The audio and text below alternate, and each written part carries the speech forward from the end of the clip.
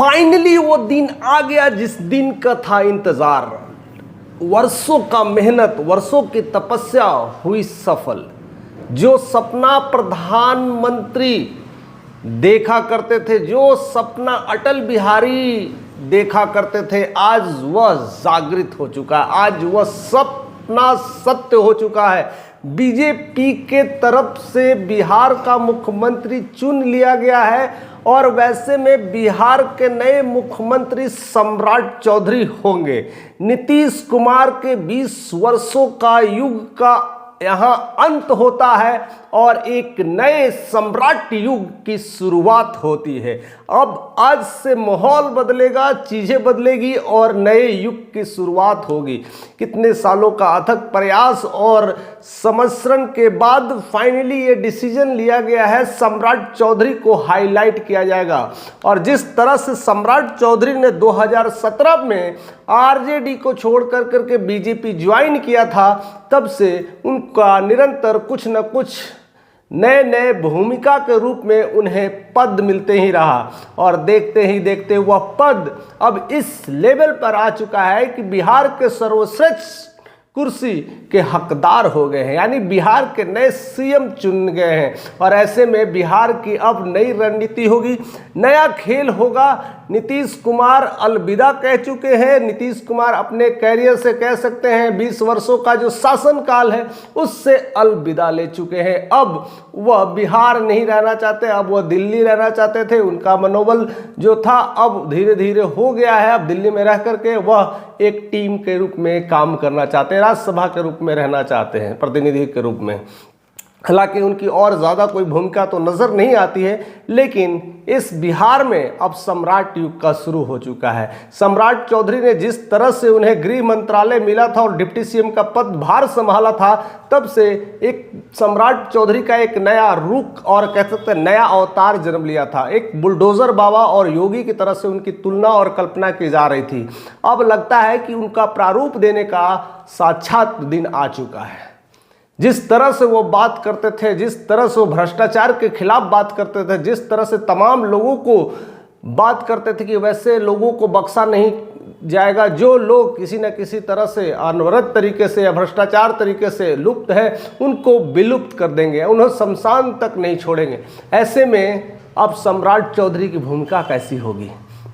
हालांकि कई सारे भ्रष्ट लोग, माफिया लोग को अब डर सताने लगा होगा कि सम्राट युग आ चुका है, यानी कई लोग अब सतर्क हो चुके होंगे या तो डूब करके बिल में छुप चुके होंगे, क्योंकि सम्राट युग की शुरुआत हो चुकी है और दनादन अब फैसले लिए जाएंगे, नए नए कार्यक्रम होंगे और बहुत तेजी आएगी। जिस तरह से बिहार में एक यंग डायनेमिक लीडर की ज़रूरत थी, शायद वो समय आ चुका है। लेकिन थोड़ी सी बात हम अलग करते हैं कि इस वीडियो में और क्या क्या चीज़ें हुई थी। जिस तरह से नीतीश कुमार जेडीयू से विदा हो चुके हैं, अब लगता है कि जेडीयू का बंटाधार होने वाला है, यानी जेडीयू की पार्टी अब वैसी पार्टी नहीं रहेगी, उतनी मजबूत नहीं रह पाएगी जिस तरह से नीतीश कुमार ने पार्टी को संभाला था। हालांकि जेडीयू की तरफ से एक डिप्टी सीएम मिलने वाला है, लेकिन अधिकतर जो भार है, अधिकतर जो पद है, जो कहते हैं स्पीकर का पद है, भूमि सुधार का पद है, या तो कह सकते हैं गृह मंत्रालय है, ये सब तमाम, और सीएम तो है ही, यानी पूरा निर्णायक का अधिकार सम्राट के हाथों में होगा। बिहार में योगी मॉडल की तब्दीली तो शुरू उसी दिन हो गई थी जिस दिन सम्राट चौधरी को गृह मंत्रालय मिला था। अब तो पूरा ही बिहार उन्हें मिल चुका है। अब शुरुआत बस देखना है, अब कार्य बस देखना है कि कैसे कैसे चीज़ें होगी और क्या नया होगा। हालांकि कई सालों का प्रयास था, जिस तरह से सम्राट चौधरी लगातार नीतीश के साथ रहे, लगातार हर परियोजना में, हर यात्राओं में, हर जगह वो दिखते थे, हर परियोजना में, हर जगह वह कहीं ना कहीं वो शिरकत लेते थे, नज़र आते थे। यानी नीतीश कुमार का पूरा एकदम घोल करके पी चुके हैं कि कैसे कैसे एक्टिविटीज़ में पार्ट लेना है, कैसे चीज़ों को बिहार को रिप्रेजेंट करना है। पूरी नीतीश की दिनचर्या से वाकिफ है, पूरी एक्टिविटी से वाकिफ है, पूरे पदयात्रा में शामिल रहे।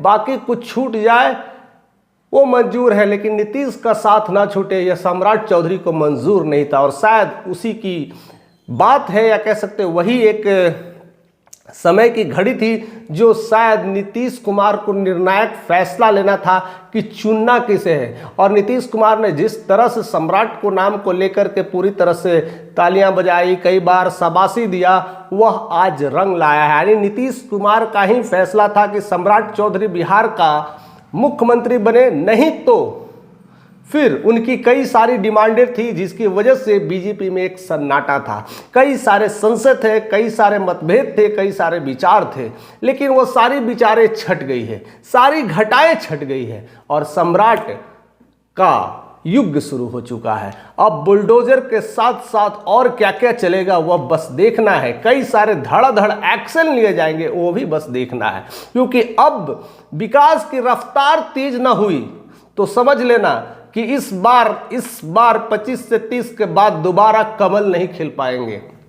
इस बार सम्राट की दहाड़ से बिहार नहीं बदला तो देख लेना फिर से कमल मुरझा जाएंगे, क्योंकि बिहार की राजनीति को समझना बड़ा मुश्किल है और बिहार की राजनीति में ऐसी कई सारी चीज़ें, घटनाएं अप्स एंड डाउन होती रहती है। अगर इस बार नहीं संभले, इस बार सम्राट ने अपना सम्राट रूप नहीं दिखाया तो चिराग युग की शुरुआत हो सकती है। और चिराग भी उसी तरह से अपने चहलकदमी के लिए जाने जाते हैं, उसी तरह से अपने काम के लिए पहचाने जाते हैं और धीरे धीरे वो बिहार के लोगों के साथ कनेक्ट होने की कोशिश कर रहे हैं। और ऐसे में सम्राट अगर कमज़ोर पड़ता है तो चिराग उठ करके बाहर निकल जाएंगे।